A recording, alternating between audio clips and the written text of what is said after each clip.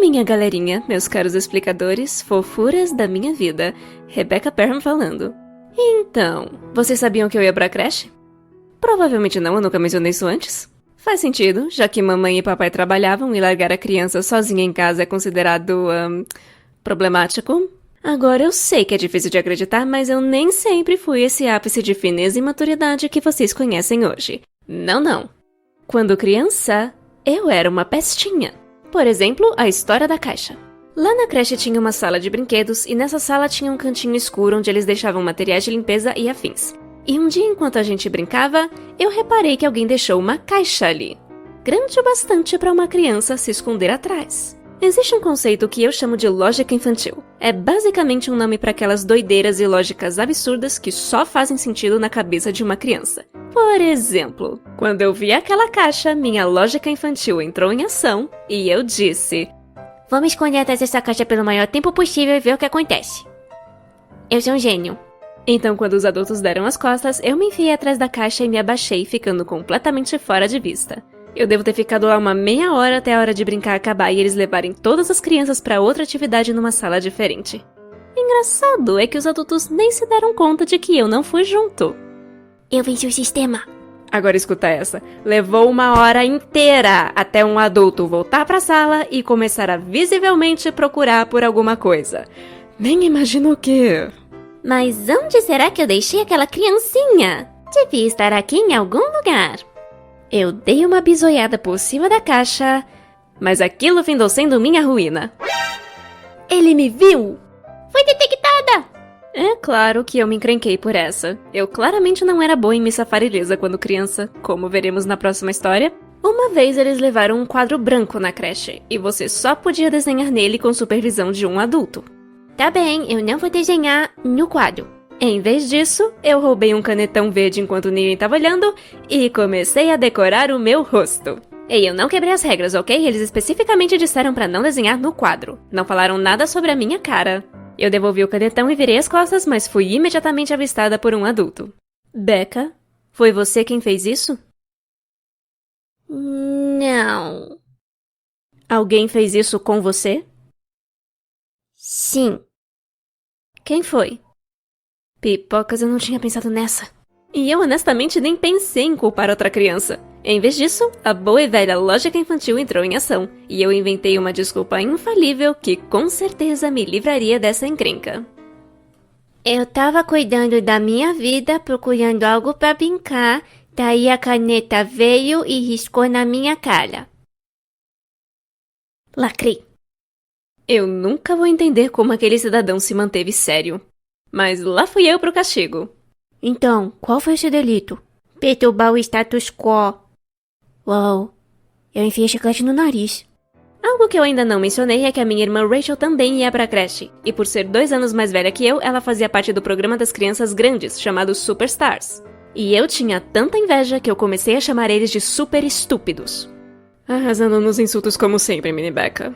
Mas uma coisa que sempre vai ficar marcada na minha memória é o dia que eu descobri que os Superstars tinham um Nintendo.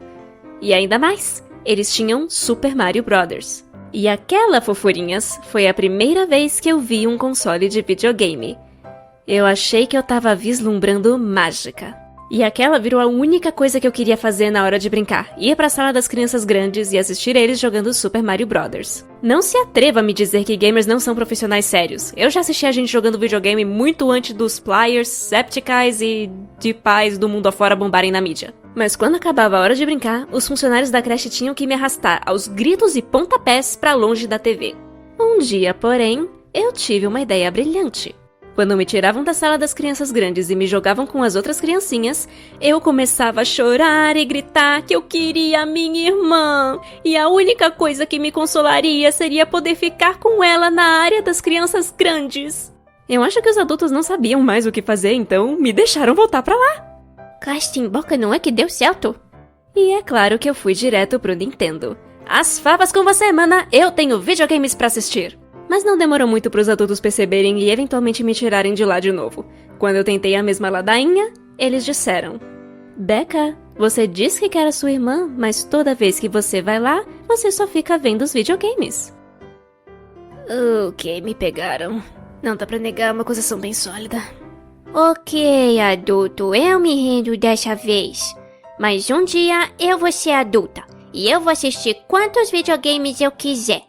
Não quer dizer jogar? Não. Eu guardei a melhor história pro final. Mesmo depois de entrar no jardim de infância, eu não escapei da creche, porque um dos serviços que eles ofereciam era pegar as crianças na escolinha e levá-las de volta pra creche, onde os pais iam buscá-las mais tarde. Então todo dia eu não esperava pelos meus pais ou pelo ônibus escolar amarelo, eu esperava por uma van branca. Isso soa muito errado quando eu digo em voz alta. Enfim, todo dia Rachel e eu nos espremíamos com os outros pirralhos e esperávamos nossos pais na creche. E essa era uma rotina da qual a nossa professora tinha ciência. Ela era uma boa professora e ela sabia como cada aluno devia voltar para casa. Então ela se certificava de que eu sempre entrava na van. Mas eu tava ficando meio entediada da rotina. E entra a lógica infantil de novo, porque vários dos meus colegas iam para casa a pé, e por algum motivo, eu decidi que aquele era o jeito bacana de ir para casa. Eu queria voltar a pé. Mas isso nunca ia acontecer com a senhorita responsabilidade melando a operação toda. Então, como a capetinha que eu era, eu esperei até que tivéssemos uma professora substituta. Ok, toma sua carteirinha de aprendiz de gênio do mal, pirralha. Naquele dia, quando a escola acabou, em vez de entrar na van da creche, eu me escondi atrás de um pilar e esperei a van sair sem mim. Me admira minha irmã nunca ter dito nada. Ela deve ter pensado, bem, acho que ela morreu. Assim que a van partiu, eu saí andando. A minha casa ficava perto bastante para ir andando, menos de 1 quilômetro. Mas enquanto eu caminhava, eu me toquei de que a casa ia estar vazia, trancada, e eu não tinha chave. E eu devia ter pensado nisso antes. Tendo isso em mente, eu então tomei a decisão de ir andando de volta para a creche. Agora, eu sabia que o que eu estava fazendo era contra as regras, porque toda vez que eu via qualquer veículo branco vindo na minha direção, eu imediatamente ia para trás de uma árvore ou de um arbusto. Quando eu já estava tão perto que eu conseguia ver a creche, eu vi um carro que era definitivamente uma van branca se aproximando. E a única árvore que tinha por perto era mais fina do que eu. Então não só essa árvore não me esconderia o suficiente, mas quando eu pulei para trás dela, eu não pensei em colocar a árvore entre mim e o campo de visão do motorista. Então quando o funcionário da creche se aproximou, isso foi o que ele viu. Eu tô revogando a carteirinha de aprendiz de gênio do mal. Ele parou a van, me fez entrar e adivinha quem eu acho no banco de trás? A dedo duro que me entregou minha própria irmã! Como você pôde? Éramos como irmãos! Peraí,